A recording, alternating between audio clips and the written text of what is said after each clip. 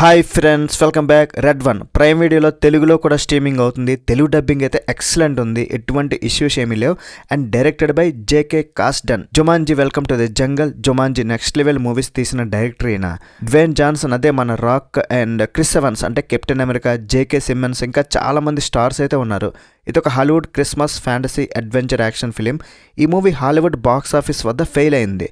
$250 million తీస్తే కేవలం $165 million మాత్రం వసూలు చేసి నష్టాలు అయితే చూసింది. రన్ టైం 2 hours ఉంది. మసాలా అయితే ఏం లేదు, బట్ 50 minutes దగ్గర ఒక సీన్లో బీచ్లో బికినీలు కనిపిస్తాయి. అవి పర్లేదనుకుంటే, లేదంటే స్కిప్ చేసుకుంటే మీ ఫ్యామిలీతో కూడా చూడొచ్చు. మరి ఈ మూవీ ఇప్పుడు చూశాక నాకు ఎలా అనిపించిందో చెప్తా. అంతకన్నా ముందు మన ఛానల్ని సబ్స్క్రైబ్ చేసి వీడియోకి ఒక లైక్ వేయండి అండ్ కొంచెం సపోర్ట్ ఇచ్చేసాను భయ్య. ఫస్ట్లీ బేసిక్ ప్లాట్ ఏంటంటే, క్రిస్మస్ ఈవ్ రోజు శాంటా క్లాజ్ని ఎవరో కిడ్నాప్ చేస్తారు. ఇతను నార్మల్ శాంటా కాదు, అతను చాలా పాపులర్ అండ్ కొన్ని పవర్స్ కూడా అతనికి ఉంటాయి. క్యాలమ్ డ్రిఫ్ట్ అలియాస్ డ్వేన్ జాన్సన్ ఆ శాంటాకి సెక్యూరిటీ ఏజెంట్గా వర్క్ చేస్తుంటాడు. ఆ కిడ్నాపర్స్ని కనిపెట్టడానికి జాక్ అలియాస్ క్రిస్ ఎవన్స్ జాయిన్ అవుతాడు. అతను ఒక హ్యాకర్. సో వీళ్ళిద్దరూ కలిసి ఆ శాంటాని ఎలా కనిపెడతారు, అసలు ఎవరు ఎందుకు కిడ్నాప్ చేశారు, లాస్ట్కి ఏం జరుగుతుంది అన్నదే మూవీలో మిగతా స్టోరీ. మరి మూవీ చూశాకైతే నాకు ఈ మూవీ హాలీవుడ్ బాక్స్ ఆఫీస్ వద్ద ఫెయిల్ అయిందని చెప్పాను కదా, ఏమో మరీ అంత దారుణంగా ఉంటుందేమో అనుకున్నా, కానీ నాకు మూవీ మాత్రం బాగానే అనిపించింది భయ్య. హ్యాపీగా చూడొచ్చు ఓటీటీలో. ఇంతకన్నా మంచి మూవీ ఎక్స్పెక్ట్ చేయలేము అసలు.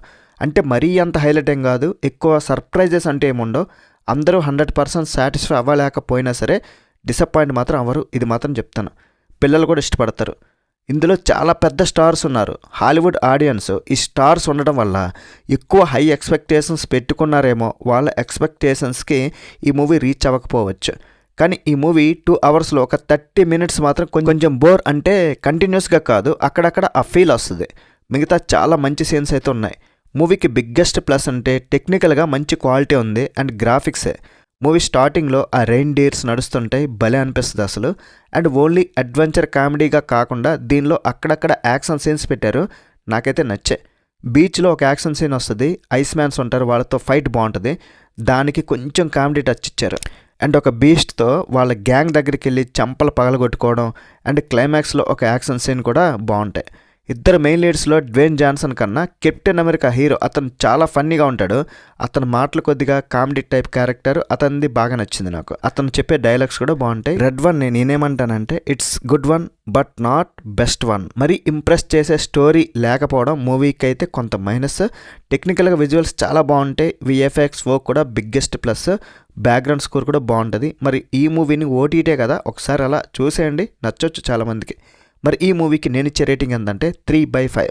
That's it guys. ఇలాంటి మరిన్ని మూవీ రివ్యూస్ కోసం మన ఛానల్ని సబ్స్క్రైబ్ చేసుకుని, వీడియో నచ్చితే ఒక లైక్ చేయండి అండ్ మీ ఫ్రెండ్స్తో షేర్ చేసుకుని కొంచెం సపోర్ట్ కూడా చేసేయండి. చెప్తూనే ఉన్నాం, సపోర్ట్ చేయండి, హ్యాపీగా ఉంటుంది మాకు కూడా. బై బాయ్, నెక్స్ట్ వీడియోలో మళ్ళీ కలుద్దాం. జై హింద్.